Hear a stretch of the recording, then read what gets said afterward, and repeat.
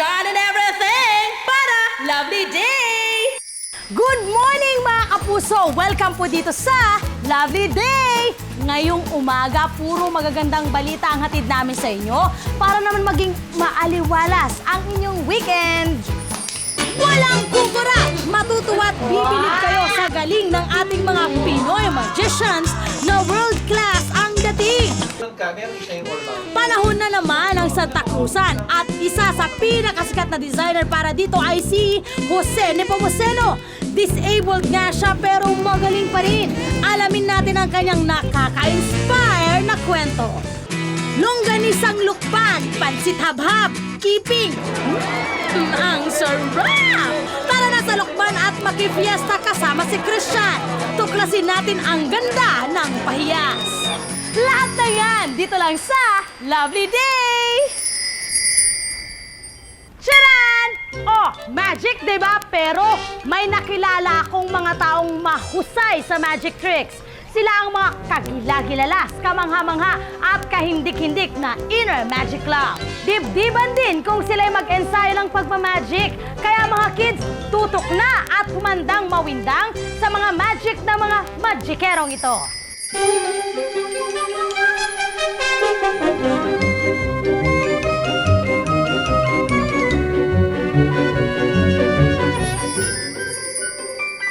Dito sa Pinas, sa mga perya lang kadalasang nakikita ang magicians. Minsan nga, ini-stab pa, nilalangaw tuloy ang kanilang mga gimmick. Pero sa abroad, kumikinang ang kanilang mahika sa Hollywood at iba pang world-class na venue. Si David Blaine at si David Copperfield ang ilan sa pinakasikat na magicians sa States. Pinipilahan at napaka-in-demand. Kaya ang mga magikero natin dito sa bansa, todo ang kayod at pagtitraining para lang maiangat ang tingin ng mga Pinoy sa Art of Magic. Gaya na lang ng samahang Inner Magic Club ni Rani Raimundo. Tino naman, ano? Normal naman, ano? Lahat naman dito normal, eh. Ito lang yung hindi normal. Watch it first. Watch it first. You see? From here to here. Aba! Namamalikmata kayo? Aba ako rin! Nakakagulat ang paiba-ibang pwesto ng kamera. Ganun niya lang, oh. Kasi, pakitry ko yung gamit. Ay, grabe! Tatlo. Nakakabilib, ha? Itong si Rani Raimundo, akala ko boses lang niya ang magical dahil sa galing nitong kumanta. Pero aba naman, magikero rin pala ang singer na i-teach. Ang bongga! Hindi tayo dalawa eh. Hindi.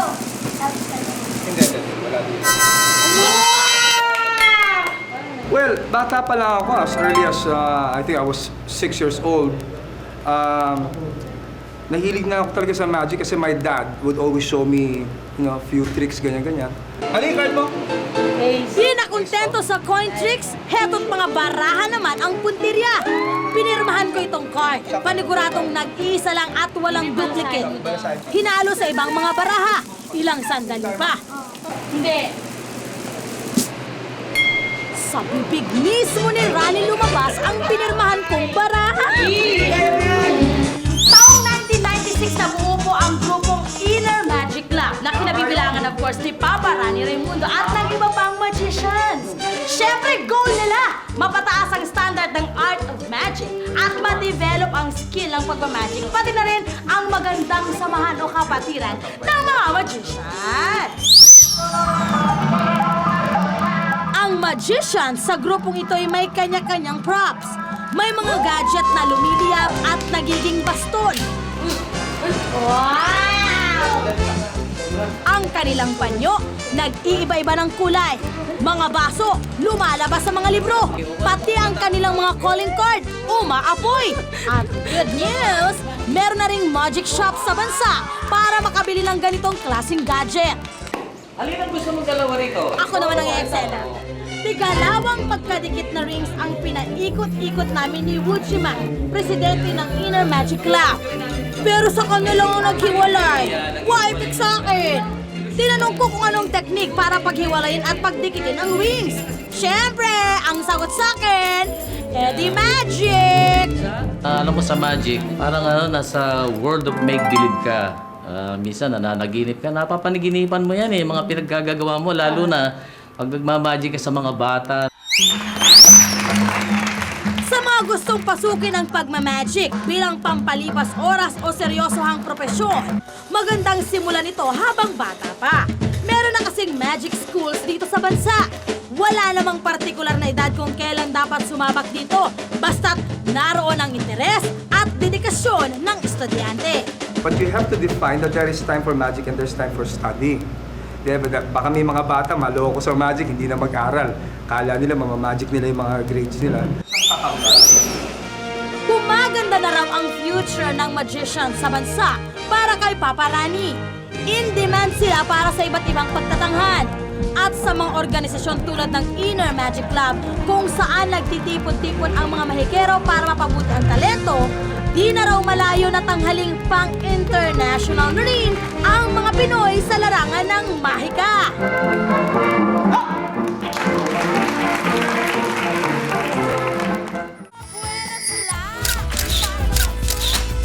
Ganda ng gown ko, di ba? Kakaiba ang may likha nito. Siya ay walang iba kundi si Jose Nepomuceno. Ito, walang formal na edukasyon, pero naging batikang fashion designer. At nagpursiging maabot ang kanyang pangarap sa kabila ng kanyang kabansanan.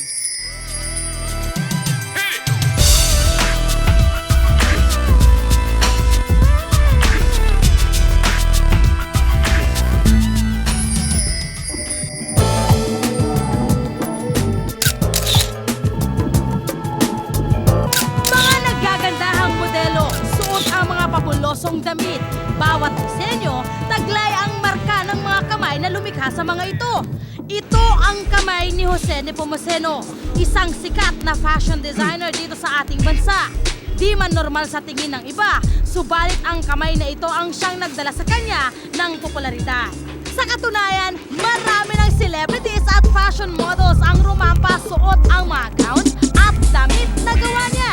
Kaya halimbawa ni na Krista Ranillo at Francine Prieto.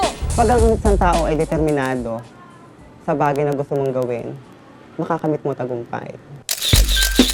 Hindi nakatapos ang kolehiyo itong si Jose. Kaya naman nagtiyaga siyang maging errand boy o utusan ng isang kaibigang designer.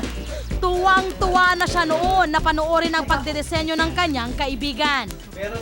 Hanggang sa makahiligan na niya ito, di na siya nasyahan sa panonood lang. Ang kawalan niya ng formal training, dinaan na lang niya sa self-study. Marunong mag-drawing. Pinilit ko siyang pag-aralan. Nag-sketch ako. Araw-gabi nag-i-sketch ako para makuha ko yung idea at kung paano gumawa ng damit. Naging mahirap din para kay Jose ang kalagayan ng kamay. Hindi lang sa pagguhit kundi kailangan din niyang indahin ang mga panlalait at pagdududa sa kanyang talento. Ano sinasabi nila sa'yo? Kaya mo yung mga gano'n. Nagagawa mo yan? Gano'n mga sabi ko. Oo naman. May mga nanlalait. Pero hindi siya pinanghinaan ng loob. Sa halip, lalo siyang nagpursige. Hindi ko sila ginagawang hindi ko sila ginagawang kaaway. Hindi ba? Kumbaga, nagiging challenge para sa akin. Ipakikita ko sa inyo kung ano ako, ganun lang. At noong 1990, dumating ang matagal nang hinihintay na break ni Jose. Nanalo sa isang beauty contest ang isang kaibigang nagpagawa sa kanya ng gown. Umani ng papuri ang gown na gawa niya, kaya naman, pagkatapos ito ay dinagsana siya ng orders. Hindi lang dito sa Pinas, aba, pati sa iba't ibang bansa, nakarating na rin ang kanyang mga disenyo. Ang taray, di ba? Noong una, tuwan-tuwa ako. Halos talagang lumundag ako. Siyempre, kumbaga parang natupad ko yung isang sa pangarap ko.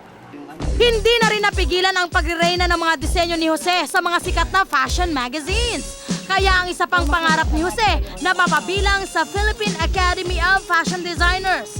Siyempre, pasok na pasok din. Pero hindi doon natapos ang pag-ani ni Jose sa kanyang tagumpay. Dahil kumikita na siya ng humigit kumulang na 40,000 buwan-buwan.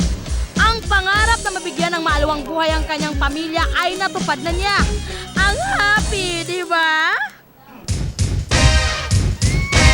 Ang bongga ng mga damit. Gusto ko ring magpagawa at rumampa.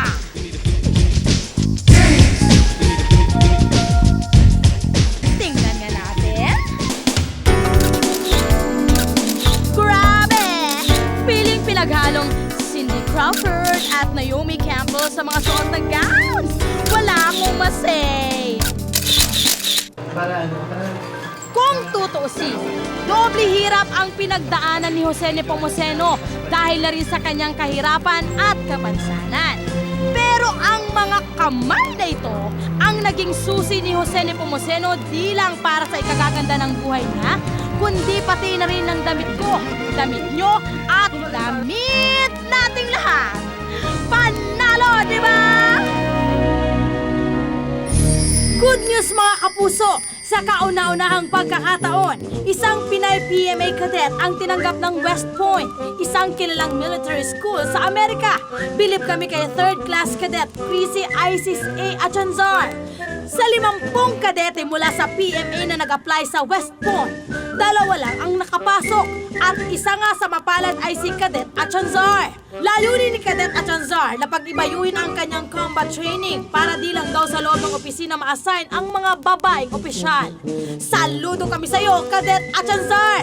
Nakilala ng gusto ang West Point dahil sa ilan sa mga leader ng mundo ay nagtapos dito tulad ni US President Dwight Eisenhower at ang US military hero na si Douglas MacArthur. Ang dati nating presidente na si Fidel V. Ramos ay nagtapos din sa West Point.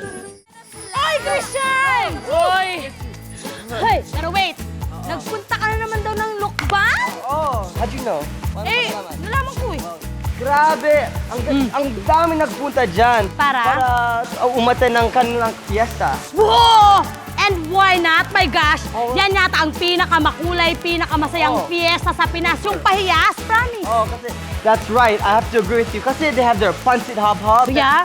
Yo, walang kutsilyo, walang utensils. They just use their... Okay, okay. At tapos, they have also their langganisa lukban. Okay. And they're most famous for their keeping. Ano? Keeping? It's like sort of a leaf. Stop it! Stop it! Gugutom na ako. Ang galing yung keeping. Let's watch this.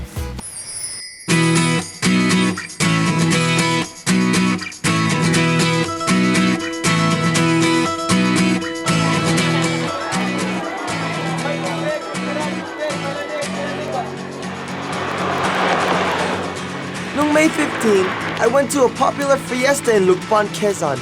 Kahit 4 hours dito from Manila, ang daming pumunta. Invited ang lahat sa Payas Festival in honor of San Isidro Labrador, patron saint of farmers. Hinain dito sa Payas ang mga native hats. Useful ito dahil sa fiesta, maglalakad ka under the sun. For export, ang Lukban hats. Kita niyo naman how creative Pinoys are? Aside from handmade hats and slippers, fans are made for sale too. This beeline here is for the bilihan ng lukbang longganisa. Pinaka-favorite ng pasalubong item ito dahil malasa talaga. Anong ingredients dito sa langganisa? Bawang karne. Tapos, sakit ba yan sa kamay? Sa tiger? So nasanay sila sa, Pablo, can I try this?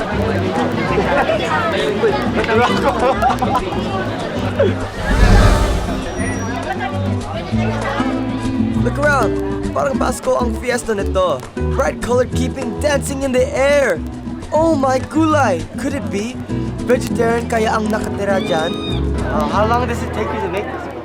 1 day. 1 day? Oh my goodness. So you just give it away after? Hindi lang vegetable ang inaani nila, pati rice. Would you believe keeping is from rice na ginawang flour? Put some water, food color, stir and mold it on leaves.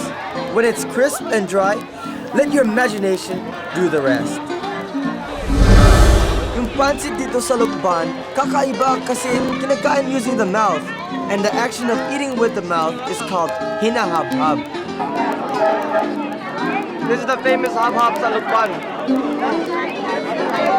May gulay, may pancit, marami. It's the smiles, the music, the colors that make the Payas a festival that's bigger than life.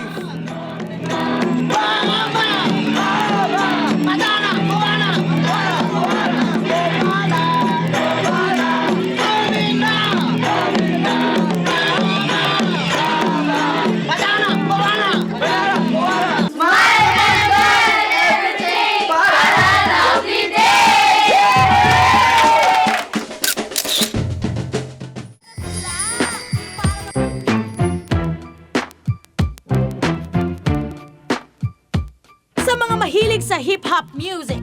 Eto ang good news namin sa inyo. Ang paborito ninyong hip-hop band na Black Eyed Peas.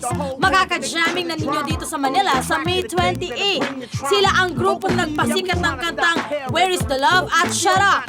Talagang nakakaindak sa saya ang balitang ito. Pero ang pinaka-good news dito, ang paborito ninyong banda, aba, may Pinoy touch pala. Ang isa sa mga miyembro nito ay isang Pinoy.